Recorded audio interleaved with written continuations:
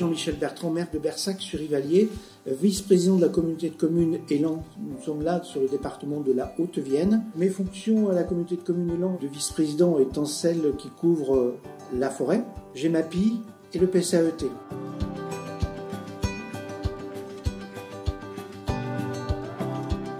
Nous avons une forêt qui est très largement privée, puisque 95% de la forêt est privée. La grosse difficulté aussi que nous avons sur notre secteur, c'est tout simplement que nous avons des petits propriétaires.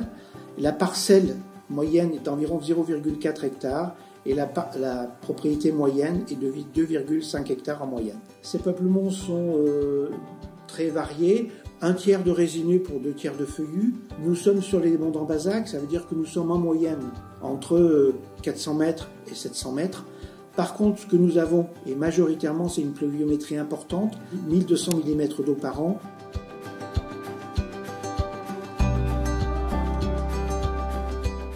On a travaillé depuis une vingtaine d'années sur le rachat de parcelles qui étaient à l'état d'abandon. C'est très chronophage, mais on peut aujourd'hui s'apercevoir que sur nos territoires, on a énormément de biens sans maître sur lesquels on peut travailler. Et la particularité de notre territoire, c'est que nous sommes une région uranifère, et il y a eu beaucoup d'exploitation d'uranium sur notre secteur. Et aujourd'hui, Orano, il est propriétaire de plus de 1000 hectares sur notre territoire. Donc on voit bien qu'aujourd'hui, il y a aussi un travail à faire avec eux.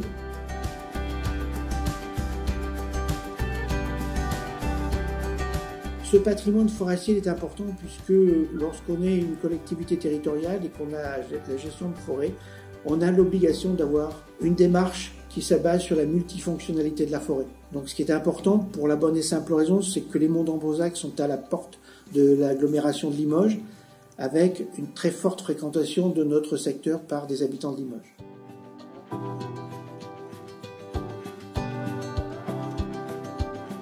Nous avons un rôle majeur à jouer dans l'aménagement de l'espace. Nous devons être aussi les moteurs par rapport au changement climatique, c'est-à-dire aujourd'hui, nous devons être en capacité de tester de nouvelles essences.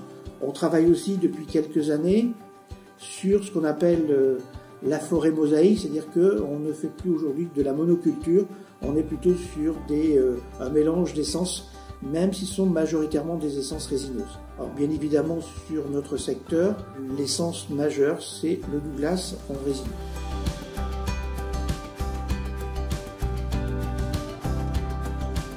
C'est important puisque la commune a la totalité de la gestion de ce bien-là.